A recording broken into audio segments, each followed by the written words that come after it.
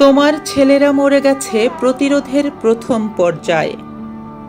তারপর গেছে তোমার পুত্রবধূদের হাতের মেহেদি রং। তারপর তোমার জন্মসহোদর ভাই শেখ নাসের। তারপর গেছেন তোমার প্রিয়তমা বাল্যবিবাহিতা পত্নী, আমাদের নির্যাতিতা মা। এরই ফাঁকে একসময় ঝরে গেছে তোমার বাড়ির সেই গরবিনী কাজের মেয়েটি বকুল।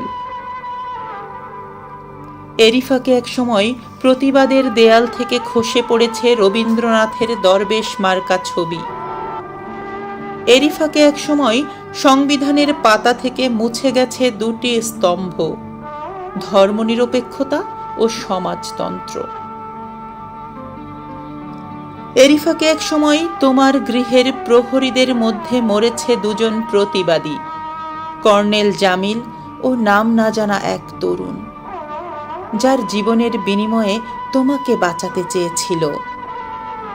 তুমি কামান আর মৃত্যুর গর্জনে উঠে বসেছ বিছানায়। তোমার সেই কালো ফ্রেমের চশমা পড়েছ চোখে। লুঙ্গির ওপর সাদা ফিনফিনে ৭ই মার্চের পাঞ্জাবি, মুখে কালো পাইপ।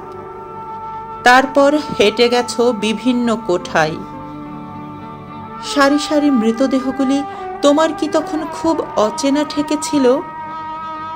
তোমার রাসেল, তোমার প্রিয়তম পত্নীর সেই গুলিবিদ্ধ গ্রীবা, তোমার মেহেদিমাখা পুত্রবধূদের মুজিবাশ্রিত করতল, রবীন্দ্রনাথের ভুলণ্ঠিত ছবি, তোমার সোনার বাংলা। সিঁড়ি বেয়ে নিচে নামবার আগে তুমি শেষবারের মতো পাপ স্পর্শহীন সংবিধানের পাতা উল্টিয়েছ। বাংলাদেশের মানচিত্র থেকে এক মুঠো মাটি তুলে নিয়ে মেখেছ কপালে।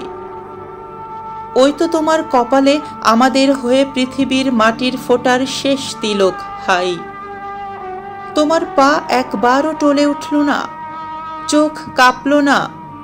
তোমার বুক প্রসারিত হলো অভ্যুত্থানের গুলির অপচয় বন্ধ করতে। কেননা তুমি তো জানো এক একটি গুলির মূল্য একজন কৃষকের একবেলার অন্নের চেয়েও বেশি। কেননা তুমি তো জানো এক একটি গুলির মূল্য একজন শ্রমিকের একবেলার সিনেমা দেখার আনন্দের চেয়েও বেশি। মূল্যহীন শুধু তোমার জীবন, শুধু তোমার জীবন পিতা। তুমি হাত উঁচু করে দাঁড়ালে, বুক প্রসারিত করে কি আশ্চর্য আহ্বান জানালে আমাদের। আর আমরা তখন রুটিন মাফিক ট্রিগার টিপলাম। তোমার বক্ষ বিদীর্ণ করে হাজার হাজার পাখির ঝাঁক পাখা মেলে উড়ে গেল বেহেশতের দিকে।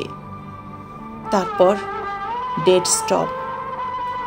তোমার নিষ্প্রাণ দেহখানি সিঁড়ি দিয়ে গড়াতে গড়াতে গড়াতে আমাদের পায়ের তলা এসে হুমড়ি খেয়ে থামল। কিন্তু তোমার রক্তস্রোত থামল না। সিঁড়ি ডিঙিয়ে বারান্দার মেঝে গড়িয়ে সেই রক্ত, সেই লাল টকটকে রক্ত বাংলার দুর্বা ছোঁয়ার আগেই আমাদের কর্নেল সৈন্যদের ফিরে যাবার বাঁশি বাজালেন।